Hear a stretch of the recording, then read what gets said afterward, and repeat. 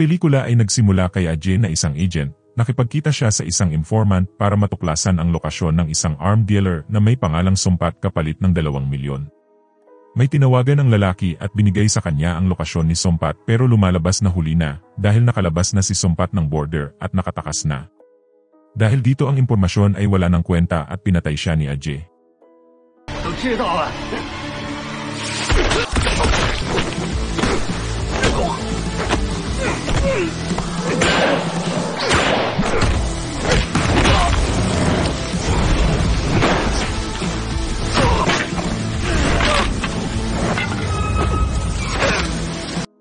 Mamaya, tinawagan ni Ajay si Sumpat at sinabi niya sa kanya kung sino ang traidor sa kanya, ang isa daw ay pinatay niya na at ang isa naman ay katabi niya daw sa sasakyan. Lumalabas na may kasunduan din pala si Ajay kay Sumpat na hanapin ang traidor sa kanya kapalit ng impormasyon ng totoong hinahanap niya na isang assassin na may pangalang Number 0. Ang grupo daw nila Ajay ay galing sa International Information Technology Center of Secretus. Ginagawa daw nila ang lahat para makuha ang impormasyon na gusto nila at sila daw ang mortal na kalaban ng mga kriminal. Sila daw ay kilala sa tawag na The Technicians. Sa sunod na gabi, nalaman na ni Ajay kung nasaan si Number 0 at inutusan niya ang mga tauhan niya na patayin siya at wag daw mag-iwan ng survivor. Naghintay sila ng hating gabi para walang tao pero isang babaeng magnanakaw ang napadaan sa kanila at aksidente niyang nanakaw ang baril ng isa at dahil wala daw dapat witness ay sinubukan nila siyang patayin. Pero hindi nila alam na natiktikan na sila ni Number 0.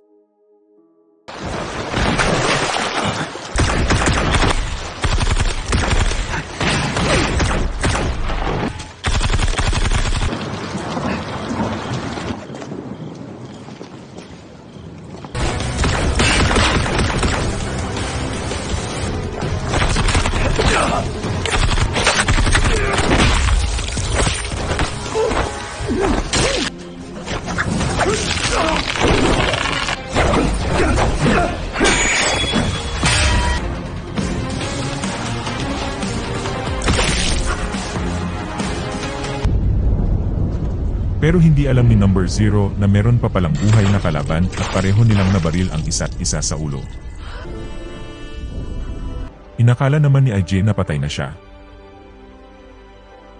3 taon ang nakalipas, si Number 0 ay nabubuhay ng ayon ng normal at kilala siya sa lugar nila bilang si Uncle Juan na respetado at gusto ng karamihan. Siya ay nagmamay-ari ng isang antique shop at nag-aayos din siya ng mga sirang kagamitan.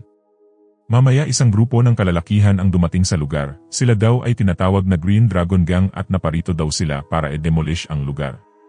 Pinuntahan ng isang lalaki si Uncle Hua at binigay sa kanya ang isang bomba. Kapag hindi niya daw ito naayos ay wawasakin niya daw ang tindahan niya at lumayas na daw sila. Dahil sa pananakot at pamimilit, napilitan ang mga residente na pumirma para sa demolisyon maliban lamang kay Uncle Hua. Dahil dito pinuntahan ng mga kalalakihan si Uncle Hua at nalaman nilang inayos niya nga ang bombang binigay nila. Binigay ni Uncle Hua ang bomba sa leader na si Jay, binuksan niya ito at hinawakan niya ng mahigpit ang kamay ng leader.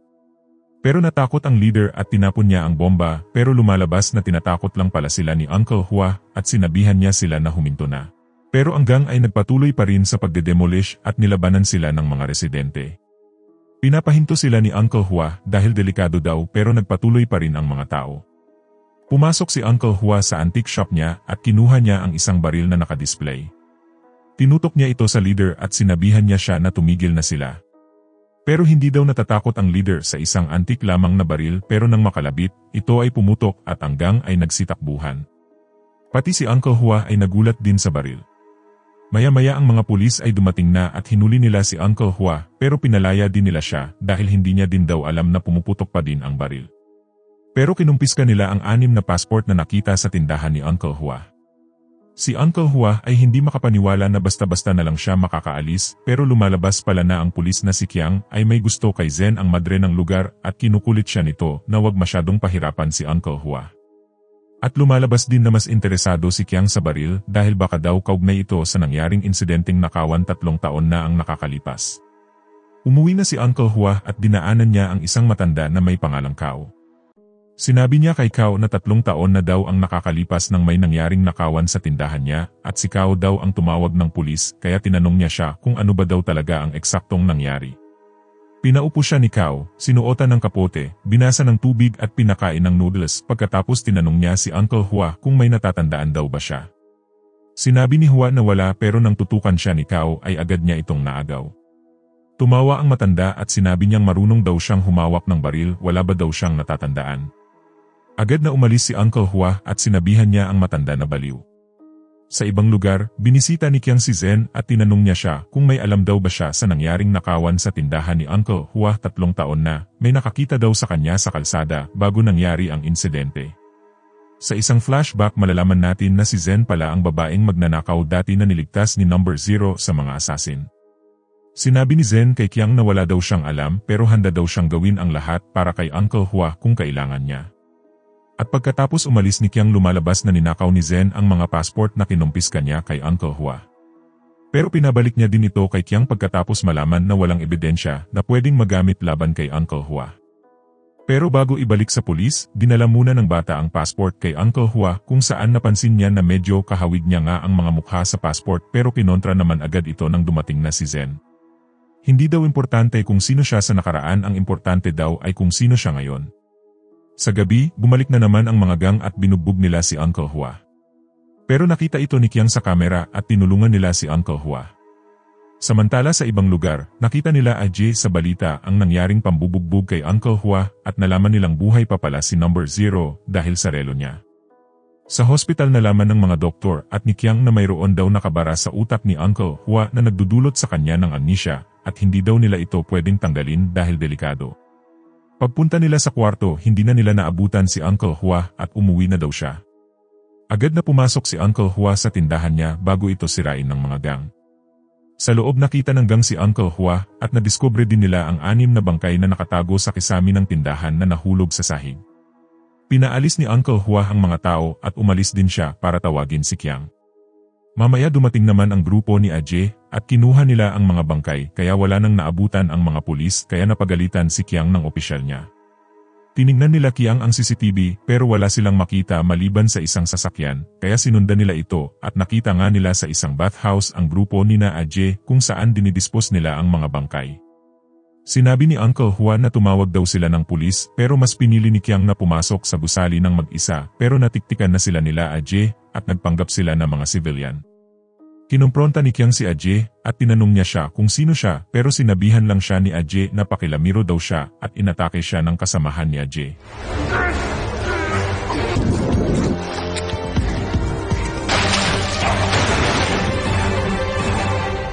Mamaya dumating na din si Uncle Hua at sinabihan niya sila na pakawalan si Qiang pero agad siyang inatake ni Ajay at ng mga kasamahan.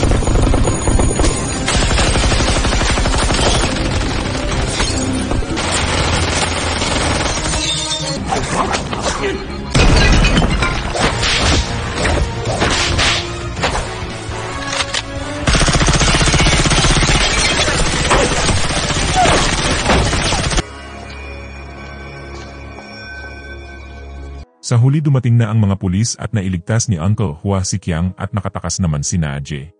Hinuli ng mga pulis si Uncle Hua at ininterrogate nila siya dahil sa pagiging kahina-hinala niya. Ang pagkamatay daw ng 6 na bangkay ay 3 taon na at nadiskubre din nila ang mga armas na ginamit sa pagpatay sa kanila pareho sa mga gamit niya sa antique shop at ganun din daw sa mga nangyaring pagpatay sa nakaraan sa mga ibang tao. Tinanong nila siya kung pinatay niya daw sila at sinabi ni Uncle Hua na hindi daw. Sinabi din ng mga investigador kay Qiang na primary suspect daw si Uncle Hua sa pagkamatay ng 3 taon na dahil siya daw ang may-ari ng antique shop. Pero sinabi ni Qiang na imposible daw ito dahil matagal niya na daw kilala si Uncle Hua. Sinuri din daw ng mga pulis ang katawan ni Uncle Hua at marami daw silang nakitang mga peklat at sugat dahil sa tama ng mga bala at sa pakikipaglaban. Si Uncle Hua daw ay pwedeng isang professional serial killer. Sa kulungan inuntog at sinampal ni Uncle Hua ang sarili niya. Pilit niyang inaalala ang nakaraan niya habang kinukumbensi namang ni Qiang ang mga kasamahan niya na palayain na nila siya at binigay niya din sa kanila ang baril na binigay daw sa kanya ni Uncle Hua. Pumunta din sa lugar si Zen at gusto niyang palayain nila si Uncle Hua. Samantala dumating na daw ang abogado ni Uncle Hua pero hindi niya ito alam at lumalabas na ito pala ay si Ajay. Tinanong ni Uncle Hua kung sino siya. At pinaalala naman sa kanya ni Ajay ang nakaraan kung saan makikita natin na silang dalawa ay magkasama. Si Uncle Hua daw bilang si number 0 ay ang master ni Ajay. Tinraidor daw ni Uncle Hua ang boss nila na si Uncle Hong at pinatay niya din daw ang buong pamilya nila. Gusto daw ni Ajay na maghiganti at maramdaman din daw ni Uncle Hua ang sakit niya. Hawak niya daw ngayon ang buong ampunan at kailangan niya daw ibalik ang USB sa 8 oras kundi mamamatay daw ang mga bata. Tinanong naman siya ni Uncle Hua kung anong USB bago umalis. Bago umalis nag-iwan si Ajay ng isang lighter at sigarilyo sa loob ng isang power box ng kuryente. Sa kulungan, inalala ni Uncle Hua ang nakaraan pero naalala niya din ang sinabi ni Zen na hindi daw importante ang nakaraan at ang importante daw ay kung sino siya ngayon. Nagpabugbog si Uncle Hua sa mga ibang bilanggo at mamaya ay kinuha siya nila Kiang para dalhin sa hospital pero sa gitna ng daan pumutok ang power box at nawala ang kuryente. Inatake ni Uncle Hua ang mga pulis pero hindi niya sila pinatay. Hinostage ni Uncle Hua si Kiang at pinalibutan sila ng mga pulis. Lumapit si Zen at tinanong niya kung anong problema pero hindi sumagot si Uncle Hua. Mamaya isang sasakyan ang dumating at nagtapon ito ng mga smoke bomb. Sakay ng sasakyan ay si Kao kung saan agad niyang pinasakay si Uncle Hua. Sumakay din si Zen at ang nagmaneho ng sasakyan ay si Kiang. Nagpaabot ng arma si Kao kay Zen pero aksidente niya itong nabitawan at pumutok. Tinamaan nito ang isang poste at naharangan nito ang mga pulis kaya nakatakas sila. Sa sasakyan, binaril ni Kao si Uncle Hua pero naiwasan niya ito at tinawag niya si Kao na number 3. Kung saan sinabi naman ni Kao na masaya daw siya dahil nakabalik na sa normal si number 0.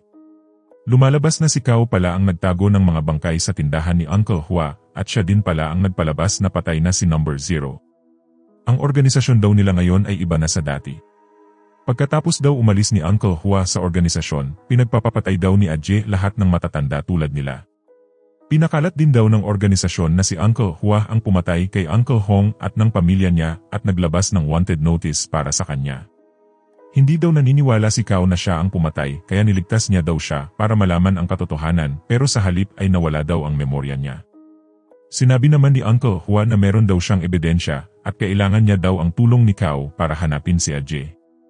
Sinabi ni Zen na iligtas daw Uncle Hua ang mga bata pero sinabi niya lang na busy daw siya at gawin niya daw ito ng mag-isa. Nilagyan niya din ng bomba ang paa ni Kiang bago umalis. Umalis sila para puntahan si Ajay at sumunod sa kanila si Zen. Mamaya dumating na ang mga pulis pero hindi nila malapitan si Kiang dahil sa bomba. Pero pinagkatiwalaan ni Kiang si Uncle Hua at hindi sumabog ang bomba. Pero maya-maya ay sumabog din ito. Mamaya bumalik si Uncle Hua sa tindahan niya at inayos niya ang isang USB habang pinalibutan naman siya ng mga pulis. Nakita din ito nila Ajay sa CCTV at hindi daw pwedeng makuha ng mga pulis ang USB kaya pumunta din sila. Nagpakawala ng mga drones ang grupo ni na Ajay at pinaputukan ito ng mga pulis. Samantala pinasok na ni Ajay ang tindahan ni Uncle Hua at sila ay naglaban.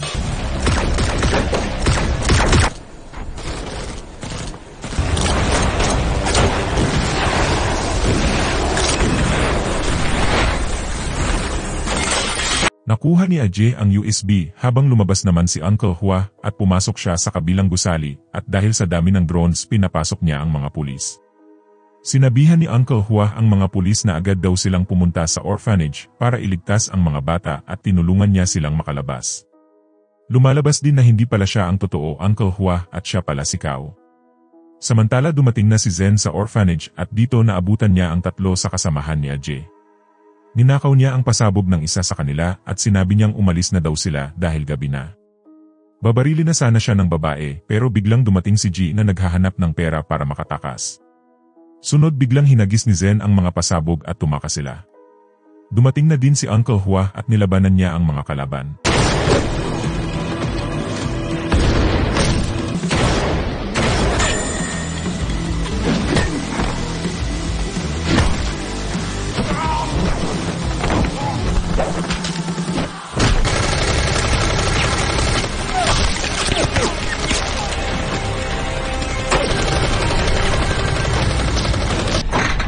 Binuksan ni Ajay ang nakuha niyang USB at lumalabas na ito pala ay isang peke.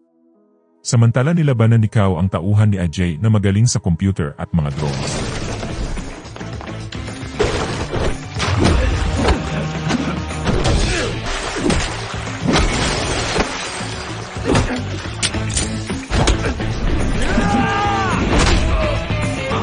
Natalo siya nito pero tinulungan siya ni Zen at ni Qiang.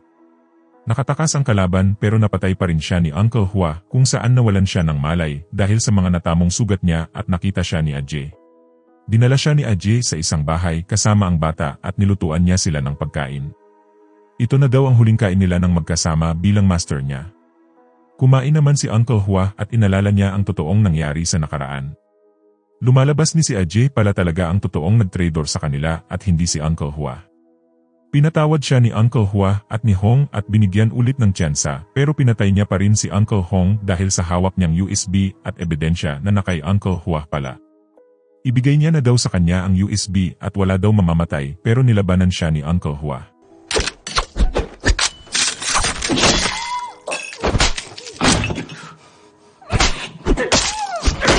Kung noon daw ay pinakawalan siya ni Uncle Hua, ngayon daw ay sisiguraduhin niyang mamamatay siya. Sunod tumunog ang relong suot ni Uncle Hua at isang drone ang nagpakawala ng isang missile papunta sa kanila. Pero hindi naniniwala si Ajay dito dahil may inosente daw na madadamay. Sinabi naman ni Uncle Hua na hindi na rin daw siya tatagal dahil meron daw pagdurugo sa loob ng utak niya at isasama niya daw siya sa impyerno. Maya-maya dumating naman si Qiang at inutusan siya ni Uncle Hua na kunin ang bata dahil meron daw missile na parating. Kinuha ni Qiang ang bata at mamaya nakakawala naman sa posa si Ajay habang nawalan na ng malay si Uncle Hua. Kinuha ni Ajay ang USB at tumakasakay ng sasakyan niya pero hindi niya alam na ang USB pala at hindi ang relo ni Uncle Hua ang sinusundan ng missile. Sa huling eksena makikita natin na masayang kumakanta ang mga bata sa ampunan at napromote ng ranggo si Qiang sa kapulisan. Habang simula daw ng araw na iyon ay wala nang nakakita kay Uncle Hua kung nasaan siya o kung buhay ba siya. Maraming salamat sa panunood. Like and subscribe my channel for more videos.